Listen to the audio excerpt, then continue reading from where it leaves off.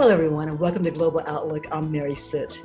Have you ever taken a course and struggled with it? Maybe it's that English Lit course, you just couldn't write the essay right, or maybe it's an algebra course.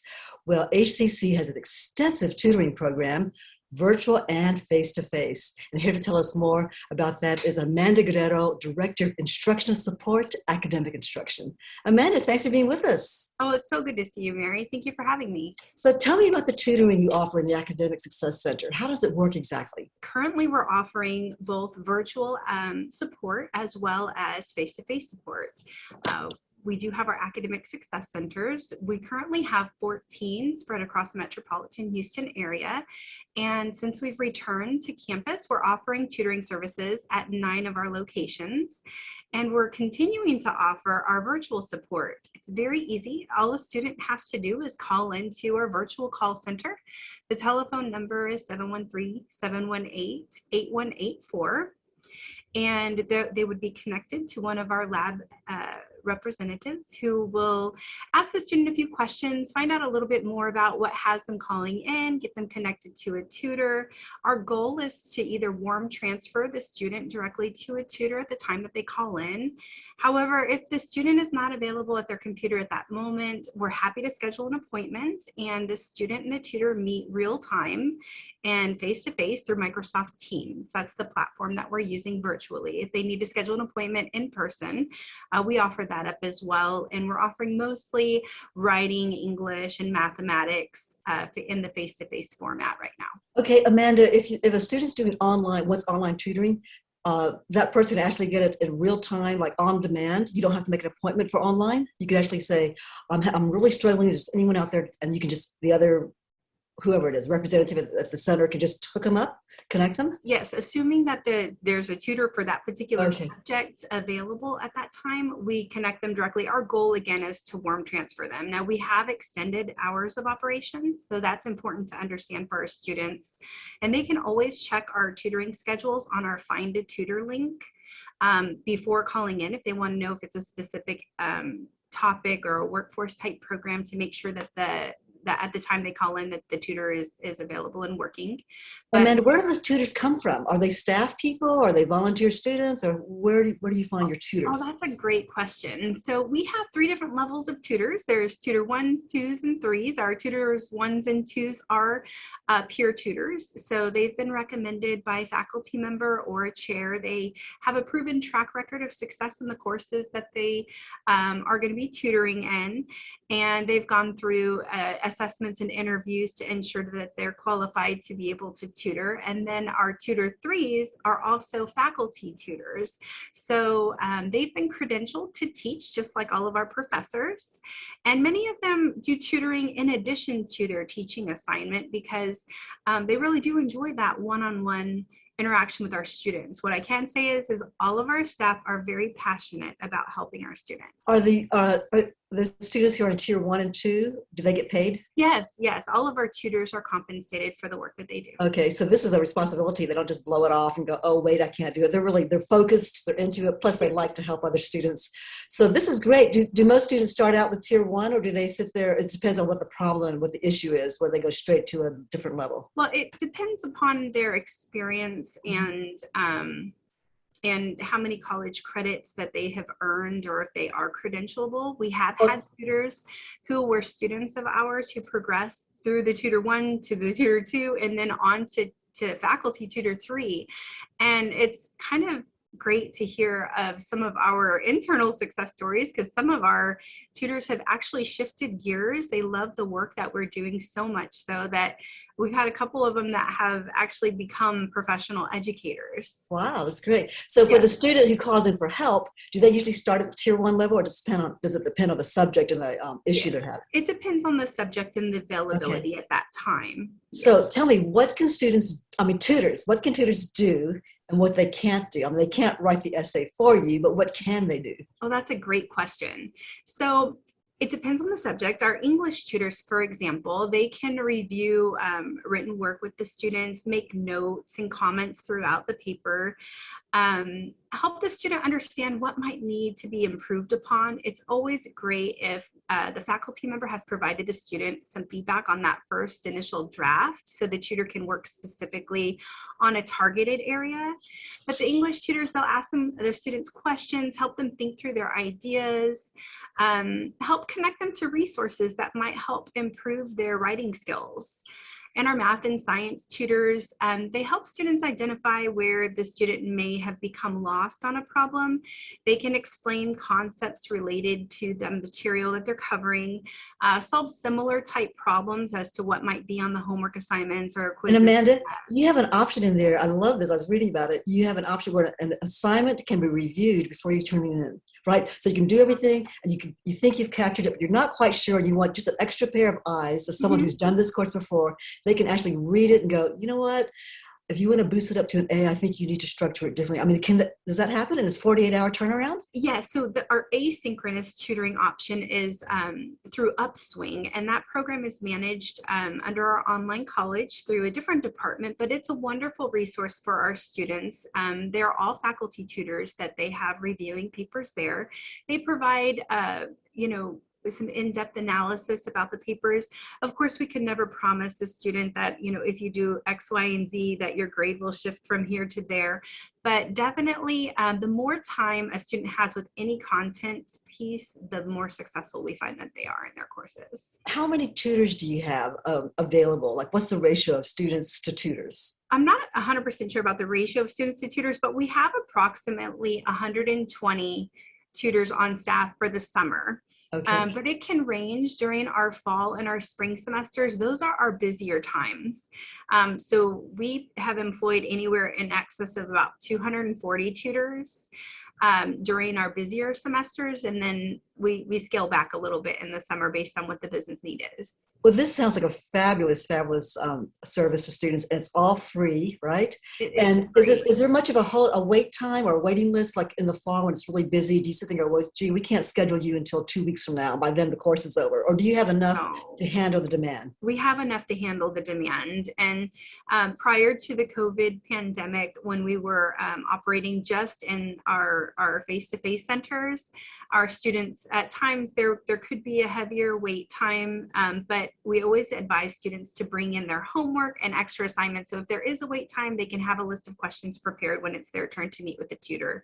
And some of our math tutors are really well versed with hopping from student to student and then making a loop back around to follow back up with the initial student. That's great. And how many sessions does a student typically go through before they drop out and go, I'm great, I don't need any more help? I would say, and I would have to actually look at the data a little bit more in depth to let you know that. But what I can say is that over the course of time, our students are averaging 1.6 hours with a tutor, where about 1.5 years, 2 years ago, it was much less. And so we do get a lot of repeat visits with our students, and there's quite a few that find a lot of value in it, and they have really great feedback to provide. So at the end of every session, our students are provided with a survey, and we really encourage them to fill that survey out. It's voluntary, but we make recommendations for improvements and continue on growing the program with that feedback. So it's very good. And how long is each session? About 30 minutes? It varies, and it depends if it's a simple math problem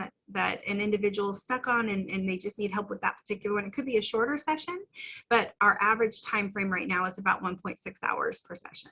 Amanda, do you find that students are reluctant to seek help? They just want to do it themselves, or they're embarrassed or a little shy? I think that happens, and I think it's perfectly normal for a student to feel that way about coming and getting help.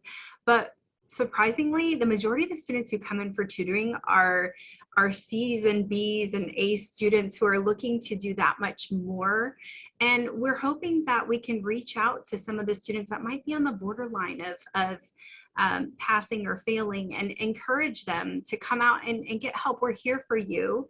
HCC truly cares about your success as a student here, and so do we. And so however it is that we can work it out with you on making arrangements for scheduling and just getting to know who you are and what's important to you about learning, that is what we're here to do. And we want to make sure that you understand that we're very excited about working with you. Okay, Amanda, we need to take a little break right now, but we'll be right back with more from Amanda Guerrero. Stay with us.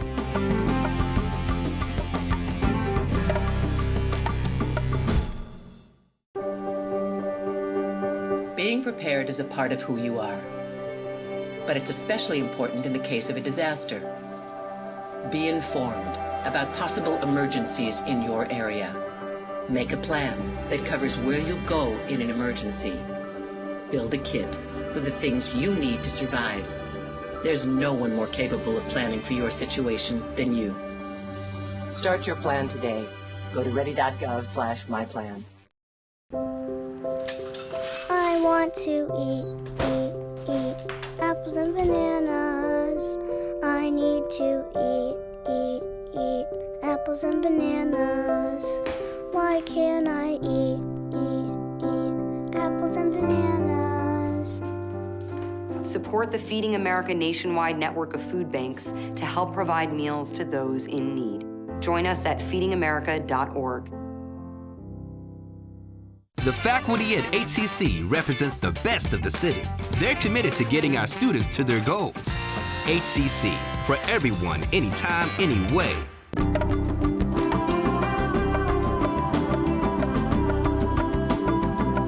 We've been talking to Amanda Guerrero. She's the Director of Instructional Support, Academic Instruction.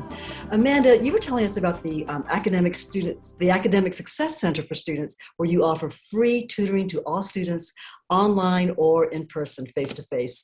And this is, people can schedule it. What are the hours? When can they have the support? So our hours of operations are Monday and Thursday from 8 in the morning until 8 at night. And we've extended hours this summer on Tuesdays and Wednesdays from 8 in the morning until 10 o'clock at night. We operate on Friday from 8 in the morning until 4 and Saturday 9 to 3. And can people find us on the website, HCCS website? They can. Our website is hccs.edu/tutoring. And then if you would like to look at our database of schedules, it would be hccs.edu/find-a-tutor. So basically you offer tutoring Monday through Friday. And did you mention Saturday too? Saturdays as well. That's wonderful, because so many of the HCC students are working, they have families, and they're going to school at the same time. So this gives them a lot of flexibility to get help. A lot of options. How do students, most of them, find out about this? Is it word of mouth or what? Well, the majority of the students that we have find out about us by referral of their faculty members. So a lot of our faculty members will ask for us to come and do a class visit at the beginning of the semester, and we're happy to do that. And now that we're working remotely, this has become increasingly popular for us. And so we'll come in and do a brief presentation, introduce ourselves, allow the students to make the connection for a real tutor and the student to be able to see eye to eye. And we're also featured in the new student orientation. We've been in attendance for all of the recent registration fairs. Mm-hmm. And we really try to ensure, like, our student service department, anytime a student is flagged at risk, that they connect the student with the resource as well.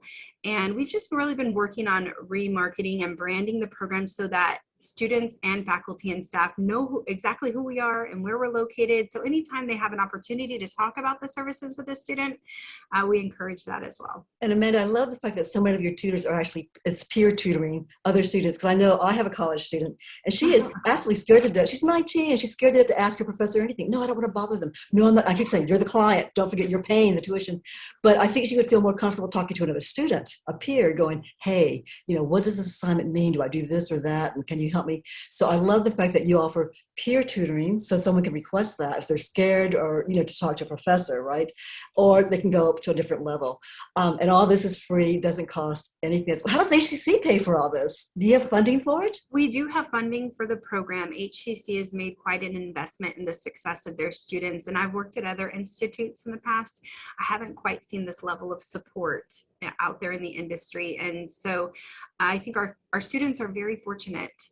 They really are. Level of commitment, and I am very fortunate to have the level of support that we have from our administrators and chancellor. Now, Amanda, you've been in higher ed for 19 years. Yes. Tell me, in all those years, what do you think are the factors that make a student successful? It has more to do with will than actual skill. Along the way, we can teach a student time management techniques, how to work on budgeting their semester out, when to come in and get help, things of that nature.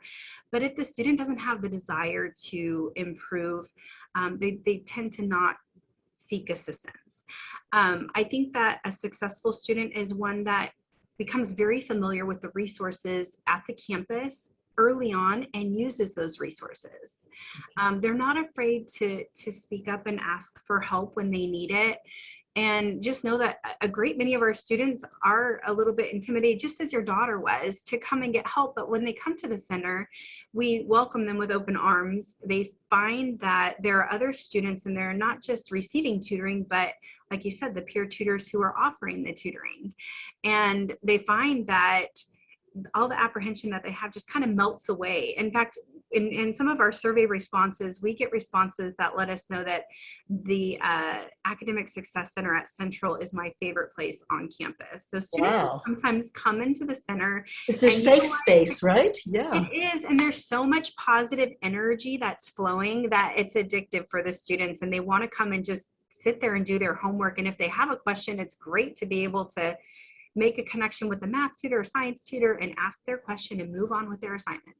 So Amanda, if a student has the willpower and the desire to get that degree and to succeed, HCC can help with that. Like, you can provide the tools, the help along the way, and the student just has to be focused and really, really want that goal. That's right. That's right. We are so excited to help them on their educational journeys. Well, Amanda, thank you so much for telling us about this Academic Success Center, and I wish you very much success when the fall semester starts. Thank you. Thank you so much. If our next guest had his way, there would be no more homeless people on the streets of Houston. Instead, they'd be in a hotel.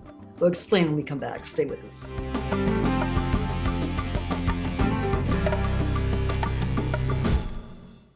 Today I'm going to talk to you about physics. Come on in, girls. Let's go. This is the first rocket to get humans to Mars. Really tall. I'm a rocket structural engineer, designing and building parts of the rocket. You are the generation that will be stepping foot on Mars. Do I have a group of astronauts on my hands? Yes. You can become a rocket scientist or whatever else you want to be. When I was in foster care, I never knew when I would have to move, so I always had my suitcase ready to go. Then one day, I was adopted. My new parents opened their hearts and home to me. My parents cook my favorite breakfast for me every morning. My parents take me on trips I never thought I would go on. They gave me a home and an even better reason to use that suitcase. My parents aren't perfect, but they're perfect for me. I love teaching at HCC. I love helping students. With college credits. With scholarships and financial aid. Training them for life-changing careers. Come learn with us. HCC, for everyone, anytime, anyway.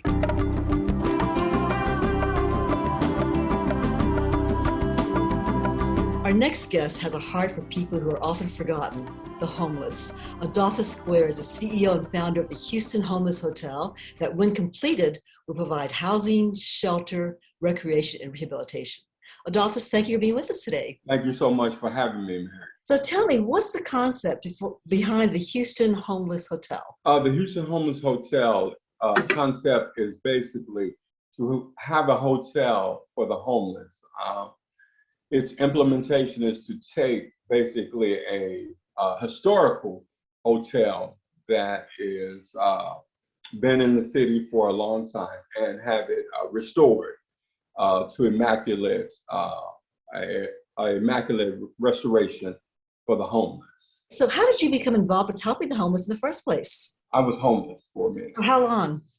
I was homeless for approximately over a span of 7 years, so probably about 3 times, something like that. And it's just bad luck, or you lost a job, or can you tell me a little bit about how that happened? Oh yeah, most definitely. I was one of those statistics. I was addicted to drugs, and basically, I kept myself working and everything.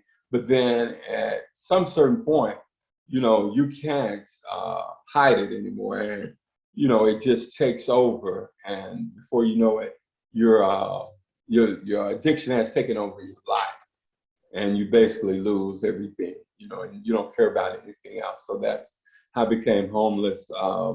That was one incident.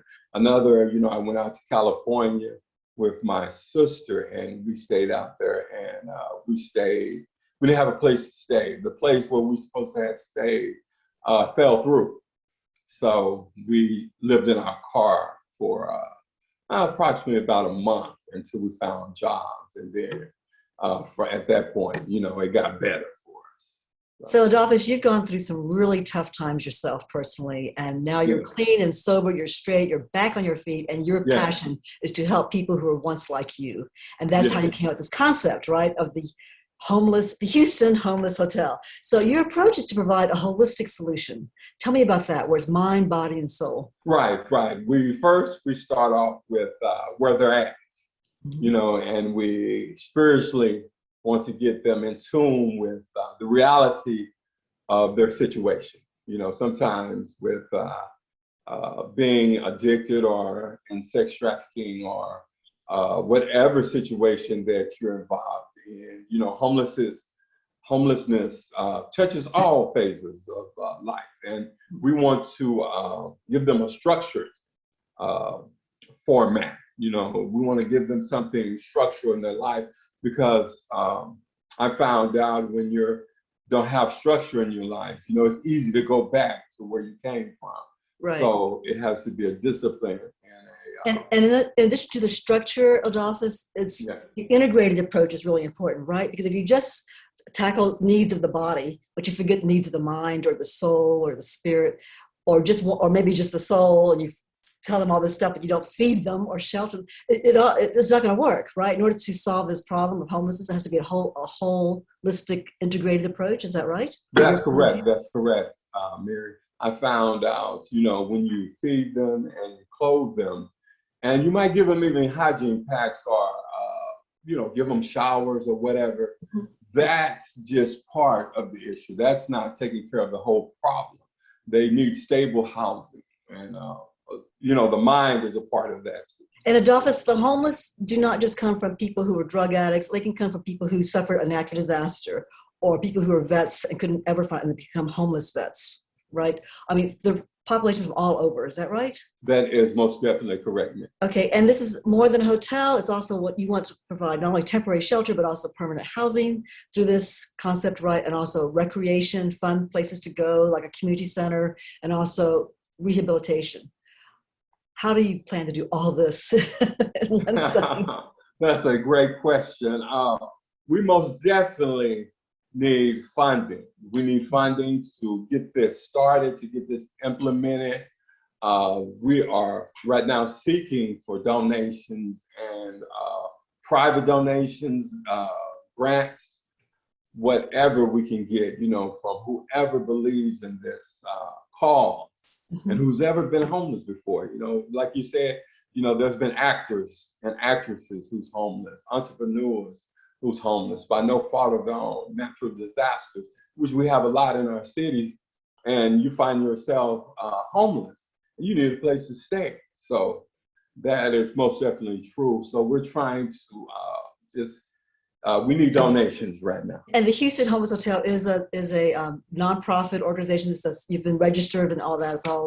It's not just some idea in your mind. I mean, it's actually an organization that people can get a tax deduction from if they contribute. Is that right? That's correct, Mary. It is a IRS 501c3 recognized entity, and you can if you give donations, it's up to you to get those back. Adolphus, some people might ask, well, doesn't Houston already have shelters for the homeless, and some pretty good ones really help? I'm thinking of Star of Hope off the top of my head.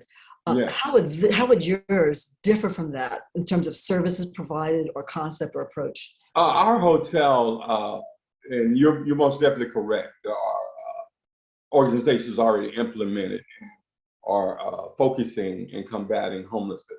But our organization is one where it will basically be an immaculate hotel.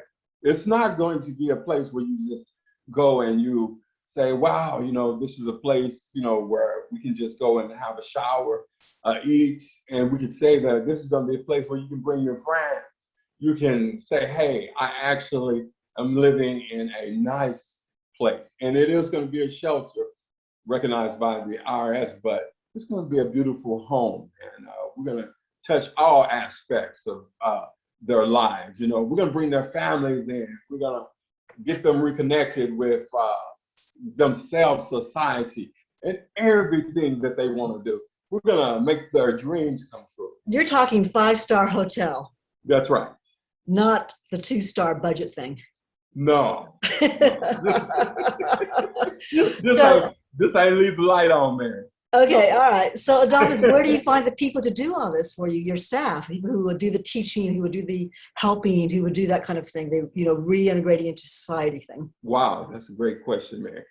We're actually going to take the people who are rehabilitated, make them the staff, and they're going to be responsible for keeping the hotel upkeep, the security, taking care of different aspects of day-to-day operations in the Houston Homeless Hotel. I love that idea because not only are you creating jobs for people, but you're also getting people who have empathy and who have passion for people just like them, right? Because they came from there and they know it, they feel it, they know what the experience is like, and they know how to help people who had the same experiences they had. Is that right? That's correct, Mary. I found out in life, you can't even tell anybody about anything pretty much until you went through it. Sort of like walking in their shoes. Yeah. Right. So I know that you've helped. So tell me about some of the events you've done in the past, helping the homeless. You've done a lot of events in Houston, sort of establishing yourself that, hey, I'm legit. I do work out with the community. Tell me some of the things you've done. Yes. I actually started helping out when the Haitian earthquake first came up in 2009, and helped out an organization with them, and I organized homeless events. But then I started in 2014. Start organizing events for the Houston Homeless Hotel. In the city of Houston, we've done them in different aspects, in different genres in the city. Down on Main Street, down on Smith Street. We've been Lamar, we've done a lot of events all over the place. Adolphus, I'm sure you would take volunteers too, like someone who's never been homeless, but really has a heart to help other people. You would welcome them to come help, right? I mean, it wouldn't just be you have to be homeless first before you can help. Right. That's exactly true. We most definitely want someone who has a heart and a passion for the less fortunate, whatever aspect that is. Whatever situation they find themselves in. What's your timeline? Do you have a timeline of when you expect to have this? Have you found a historic hotel that needs rehab so then you can start your, the project? Yes, we actually had a building, Mary, and we were looking into actually purchasing that, and I talked with the owner and everything. And what happened was that building caught on fire. Well, the whole strip mall caught on fire a month ago. Now, the building itself still stood up. Everything else pretty much burned. The building is still there, but it has some smoke damage and a little fire damage. So we would still like to attain that building and restore it for the less fortunate and homeless. So you're still looking at that building? Yes, we're looking at that building, or we're open for buildings. We really want somebody. Okay, calling all developers if you want to donate something to a good cause. Yes, donate us a building. That's a great call. Okay, well, Adolphus, thank you so much. We can find out more on your Facebook page about the project, and we wish you the very, very best in a really worthy cause. Thank you so much. Thank you so very much, man. So that's all for this edition of Global Outlook. We'll see you again every Friday and Sunday at 7:30 a.m. and p.m. plus Saturday at 10 a.m. Or you can go to our website, hccs.edu/podcast, and download Podcast to Go. You can also see the full video version on HCC's YouTube channel.